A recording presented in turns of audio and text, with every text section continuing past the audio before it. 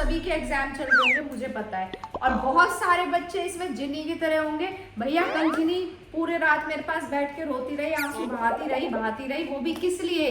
Title से तो आप समझ ही गए होंगे किस लिए, क्योंकि उसका जो फिजिक्स का बैकलॉग इकट्ठा हुआ है। जब हम यूएस गए थे उस बीच में जो उसकी पढ़ाई छूट गई, तो वो छूट ही गई, तो वो बैकलॉग उसका इकट्ठा चला आगे चलता चला गया। तो मैंने सोचा क्यों ना इस पे वीडियो बनाई जाए, ताकि जिन्नी को भी टिप्स मिले और आपको भी टिप्स मिले। आप भी मेरे से काफी टाइम से कह रहे थे आंटी बैकलॉग पे वीडियो बनाओ, बट मुझे नहीं पता था जिन्नी का भी बैकलॉग इकट्ठा हो गया है। तो अभी चलते हैं, पहले जिन्नी को देखते हैं क्या कर रही है क्या नहीं कर रही है, और आ जाओ। और आज की वीडियो एंड तक जरूर देखना बच्चों, पेपर चल रहे हैं, बहुत इंपॉर्टेंट वीडियो है, इंपॉर्टेंट चीजें इसमें आज मैं आपको बताने वाली हूँ। तो जल्दी से चैनल को सब्सक्राइब कर देना और वीडियो एंड तक जरूर देखना। आ जाओ। और भाई जिन्नी क्या हो रहा है? फिजिक्स ही हो रही है मम्मी, इतना सब कुछ है, कैसे हो रहा है? फिजिक्स ही हो रही है? क्या हो रही है फिजिक्स में? वही पिछले वाले चैप्टर उसके क्वेश्चंस कर रही हूँ, न्यूमेरिकल्स।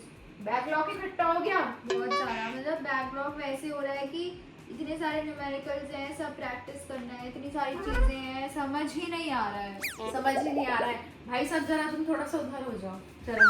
भैया कल तो इतना रोई है लड़की, रात भर आंसू बहाती रही। फिर मैंने कहा तू सो जा, सुबह तेरी समस्या का हम समाधान करेंगे। तो तेरी समस्या का समाधान किया जाए? बताओ क्या समाधान है? समाधान मेरे पास है आज बहुत सारे टिप्स आपके लिए भी और आप लोगों के लिए भी, ताकि जो आपका बैकलॉग इकट्ठा हो गया है उसको कैसे आप कवर अप कर सकते हो। ठीक है, क्योंकि सब बच्चों की छुट्टियों में गर्मियों की छुट्टियां हुई होंगी, जैसे जिन्नी की हुई थी, तो कहीं ना कहीं गए होंगे, तो वो थोड़ा सिलेबस करके वो बैकलॉग इकट्ठा होता चला गया। तो चलो कोई बात नहीं, अब जो हो गया सो हो गया, लेकिन इस समस्या को समाधान तो करना ही करना पड़ेगा। तो सबसे पहले मैं लेकर आई हूँ आपके लिए टिप नंबर 1, और वो क्या है? वो ये है कि सबसे पहले आपको क्या काम करना है? क्या? आपको अपना जितना भी आपका बैकलॉग सिलेबस है उसकी लिस्ट बनाओ अकॉर्डिंग टू चैप्टर्स। ठीक है, जैसे फर्स्ट चैप्टर का कुछ पेंडिंग होगा, सेकंड चैप्टर का फर्स्ट सेकंड थर्ड का तो मेरा कुछ पेंडिंग नहीं है। कुछ पेंडिंग है? अरे वाह, अच्छा तेरे एक बात बता, चल मैं इसमें ही बताती हूँ कि कैसे लिस्ट बनानी है। ठीक है, इसमें बना लो। हाँ। रफ है ये? पीछे बना दो, मतलब हाँ रफ ही है ना, चल यहाँ पे बना लेते हैं। ठीक है, तो सबसे पहले तेरा फिजिक्स का बनाते हैं। फिजिक्स में ही प्रॉब्लम है। ठीक है, कितने चैप्टर्स आ रहे हैं? 6 चैप्टर आ रहे हैं इसके। 1 चैप्टर, 2 चैप्टर, 3 चैप्टर, 4 चैप्टर, 5 और चैप्टर and 7 आ रहा है। 7। अच्छा 6 नहीं आ रहा, ठीक है, तो 6 चैप्टर आपके आ रहे हैं। आप कह रहे हो आपका फर्स्ट डन, इसको टिक कर दो। सेकंड डन, इसको टिक कर दिया। थर्ड डन, तो इसके 3 कंप्लीटली डन है। अब हम आते हैं 4th चैप्टर पे, उसमें आपका क्या रह रहा है? न्यूमेरिकल्स रह रहे हैं। अच्छा न्यूमेरिकल्स रह रहे हैं, थ्योरेटिकल पार्ट कंप्लीट है, तो इसमें लिखो न्यूमेरिकल, है ना? हाँ। न्यूमेरिकल्स आपके रह रहे हैं पेंडिंग। ठीक है, और 5th चैप्टर में इसमें थोड़ी सी थ्योरी बची है, थोड़ी सी न्यूमेरिकल्स बची मतलब है। कच्चा पक्का है। हाँ, मतलब ये है ही नहीं एक तरह से। हाँ। ये क्लियर बोल कि है ही नहीं है। हाँ, नॉट डन लिख इस पे। ठीक है, और 7th में इसमें डेरिवेशन रह रही है। क्या रह रही है? डेरिवेशंस को डेरिवेशन, वो ओके। करना। ठीक है, अब आपका ये 3 चैप्टर में ये सिलेबस रह गया है। तो अब जो आपका ये बैकलॉग पेंडिंग है 3 चैप्टर का, इसको पूरा कैसे करोगे? लिस्ट तो हमने बना ली, फर्स्ट पॉइंट तो हमने यहाँ पे क्लियर कर लिया। अब आते हैं अपने सेकंड पॉइंट पे। सेकंड पॉइंट क्या है हमारा? क्या है हमारा? बताओ बच्चों, क्या है? आप सोचो क्या है। चलो नहीं सोच पाओगे, मैं ही बता देती हूँ। Time management. क्या है? Time management. जो आपके ये अभी जो 3 चैप्टर इसके पेंडिंग है, इसके 3 चैप्टर पेंडिंग है। आपके मुझे नहीं पता कितने चैप्टर पेंडिंग है। बिल्कुल सच्चे मन से आंटी को ध्यान रख के, मम्मी पापा को ध्यान रख के, जो आपका सिलेबस पेंडिंग है यानी बैकलॉग पेंडिंग है उसको लिखो। भैया लिख लो, नहीं तो ना यहाँ से भी कान आंटी खींच सकती है और यहाँ से भी खींच सकती है। इसको तो खींच ही सकती हूँ और आप लोगों के भी खींच सकती हूँ। तो सबसे पहले आपको क्या टास्क करना है? जो पेंडिंग सिलेबस है उसको लिख लो, बैकलॉग को लिख लो। उसके बाद आते हैं सेकंड पॉइंट पे टाइम मैनेजमेंट। अब टाइम कैसे निकालोगे? भाई साहब 11th है, अब आप 10th स्टैंडर्ड में तो हो नहीं, छोटी छोटी क्लासों में, और आप आ गए 11th में। कोचिंग्स चलती हैं, ट्यूशंस चलती हैं, स्कूल चलते हैं, इतना सारा सिलेबस हो जाता है, तो आप टाइम कैसे निकालोगे? कैसे? टाइम को मैनेजमेंट करना पड़ेगा। टाइम को मैनेजमेंट हमारा थर्ड पॉइंट करेगा। सेकंड पॉइंट को मैनेज कौन सा पॉइंट करेगा हमारा? Third point. क्या है थर्ड पॉइंट? टाइम टेबल बनाना। यस, टाइम टेबल बनाना है। समझ गई मम्मी को, मम्मी कहाँ से क्या क्या चीजें निकाल लेगी। तो अब यहाँ पे बनाओ अपना टाइम टेबल। ठीक है, टाइम टेबल में सुबह से ही लिखो अपना टाइम टेबल।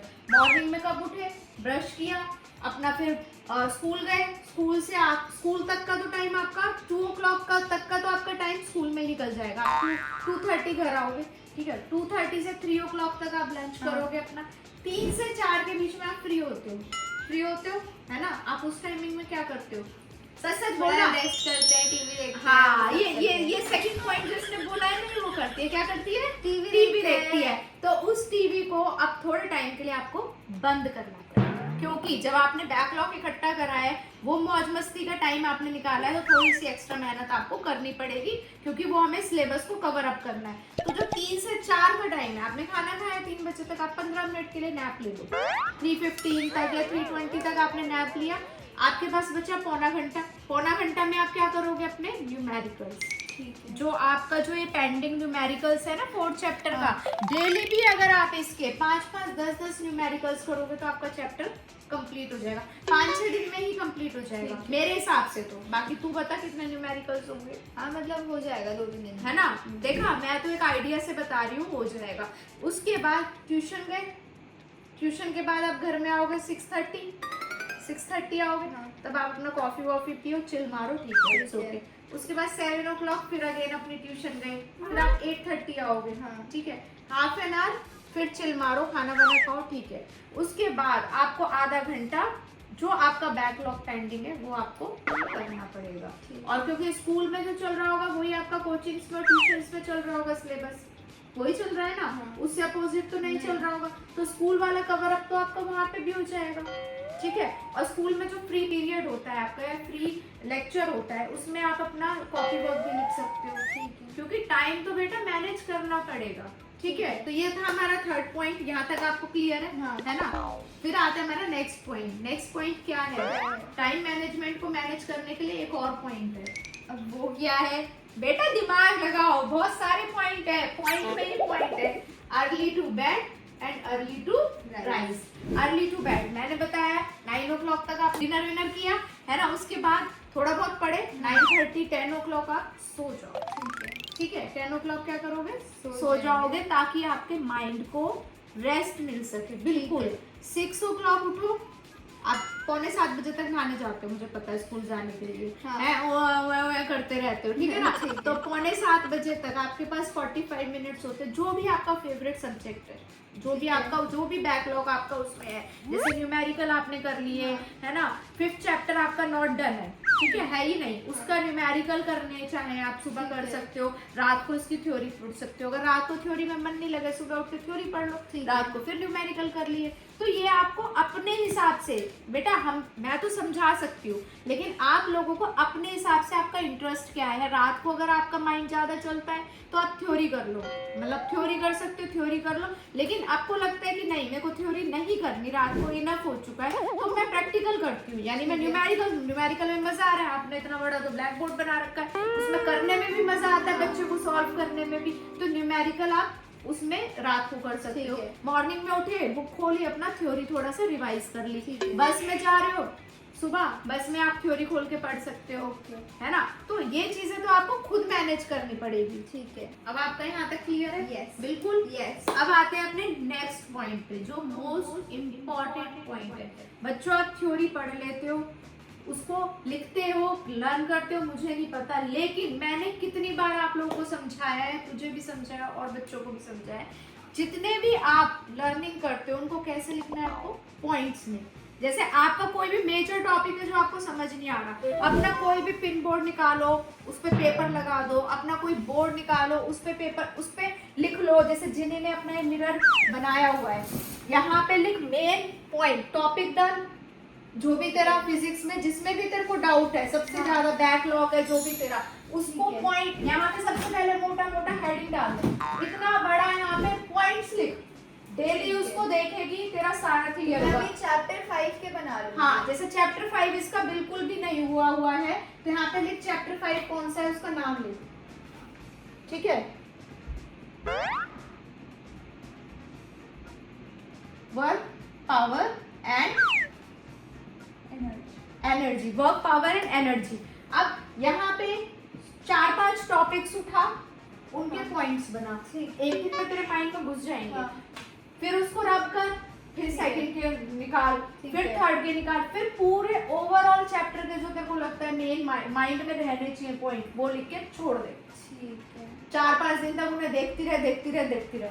सबसे बेस्ट तरीका है बच्चों लर्न करने का। और हाँ, जिसके घर में मिरर है भी, भैया बिना मम्मी पापा की परमिशन से लिखना मत। मेरे पास बहुत सारे कमेंट आए थे, आंटी समझा देना कि मम्मी पापा से पूछ के लिखे। हाँ भैया, मम्मी पापा से पूछ के लिखना, इसने भी अपने पापा से पूछ के ही लिखा था। तो चलो, ये हुआ हमारा जो मोस्ट इम्पोर्टेंट पॉइंट है, पॉइंट में लिखो, पॉइंट में लर्न करो जो आपका बैकलॉग इकट्ठा हो गया। ठीक है, जैसे जैसे टाइम मिले एक टॉपिक उठाओ, फटाफट से उसके पॉइंट लिख दो, आते जाते देखोगे आपको वैसे ही लर्न हो जाएगा। ठीक है, आया समझ में? तो अब आते हैं अपने नेक्स्ट पॉइंट। अब आता है सबसे मोस्ट इम्पोर्टेंट पॉइंट, और वो क्या है? वो क्या है? सोचो, थिंक क्या है। वो ये है, भाई साहब सैटरडे संडे क्या करते हो आप लोग? क्या करते हो? मुझे उसके आंसर लिख के भेजना। आप लोग बहुत सारे सजेशंस भेजते हो, बहुत सारी चीजें भेजते हो। आज आंटी आपसे क्वेश्चन पूछ रही है, सैटरडे और संडे आप क्या करते हो? जरा मुझे इंस्टा पे भेज दो, यूट्यूब पे कमेंट कर दो, कहीं भी भेज दो, लेकिन आंटी को इस क्वेश्चन का आंसर जरूर देना। सैटरडे और संडे क्या करते हो? कि जिन्नी भी देगी और आप भी दोगे। बताओ जिन्नी जी, आप क्या करते हो? थोड़ा मस्ती कर लेती हूँ, थोड़ा मस्ती। अभी जब से वो 11th में आई है, सैटरडे और संडे बहुत कूल जा रहे हैं। कितने कूल जा रहे हैं? थोड़ी ज्यादा ही कूल जा रहे हैं। तो अब उनको क्या करने का टाइम आ गया है?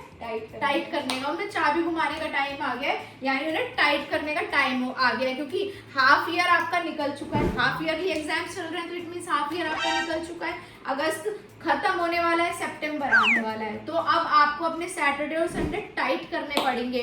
तो उसमें जो पहले मैंने टाइम टेबल आपको समझाए हुए हैं, सैटरडे संडे के रूटीन समझाए हुए, भैया उनको फॉलो करने का टाइम आ गया। प्लीज प्लीज प्लीज प्लीज बच्चों, प्लीज जिन्हें अपना वो टाइम टेबल फॉलो करो। सुबह जल्दी उठो, वही early to bed and early to rise.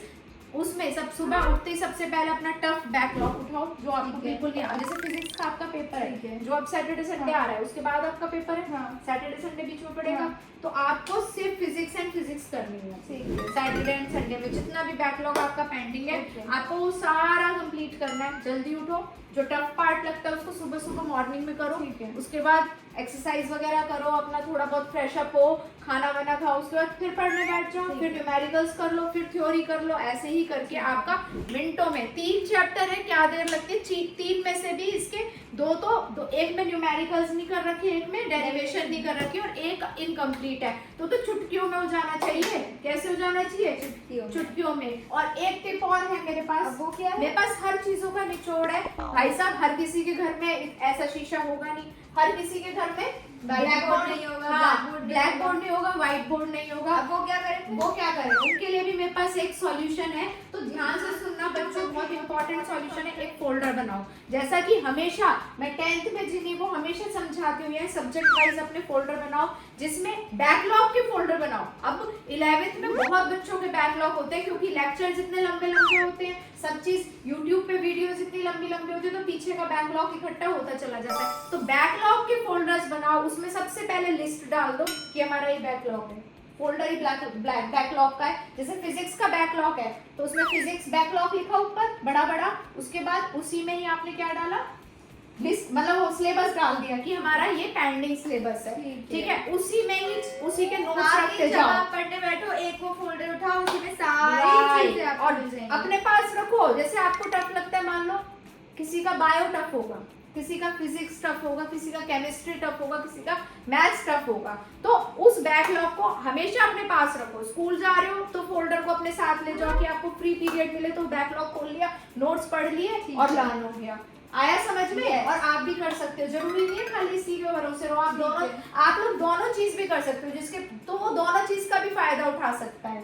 क्या समझ में आया बेटा? समझ में ये आया कि अब बैकलॉग को जल्दी से खत्म हाँ। करूंगी ताकि जो टर्म 2 शुरू होगा उसमें और दोबारा से वो हो जाए, क्या बोलते हैं उसको, न्यू स्टार्टिंग हो Yes. जाए। और अभी सिलेबस खत्म बेटा करना। ठीक है, 10th के बाद 11th में जब बच्चे आते हैं सिलेबस चेंज हो जाता है, एकदम सारा नया सिलेबस हो जाता है, और उसके साथ प्रॉब्लम ये होती है कि बच्चे मौज मस्ती में आ जाते हैं, क्योंकि 10th में उन्होंने इतनी मेहनत करी होती है तो उन्हें लगता है अभी 11th तो हमारी इजीली जाएगी, लेकिन ऐसा होता नहीं है। 11th आपका 12th का बेस है, अगर 11th आपने अच्छे से कर ली तो 12th आपकी इजीली हो जाएगी। तो इसको अच्छे से करो, सारा जो मैं टिप्स दिए हैं आपको वो फॉलो करो, और प्लीज पढ़ाई स्टार्ट कर दो। देखो मौज मस्ती आपने इतने महीनों से करी है, तो अब थोड़ा सा अपना शेड्यूल टाइट कर लो, थोड़ा सा जो बैकलॉग इकट्ठा हो गया उसको कंप्लीट कर लो, और क्योंकि हाफ ईयरली अभी आप कंप्लीट कर लोगे, फिर अक्टूबर से नया सिलेबस स्टार्ट हो जाएगा, है ना? तो जल्दी जल्दी अपना काम कंप्लीट कर लो। तो वी होप आपको हमारी ये वीडियो बहुत पसंद आई होगी, तो जल्दी से इस वीडियो को लाइक कीजिए, शेयर कीजिए और हमारे चैनल को सब्सक्राइब कीजिए। हम मिलते हैं आपसे नेक्स्ट वीडियो में, तब तक के लिए bye bye, love you all.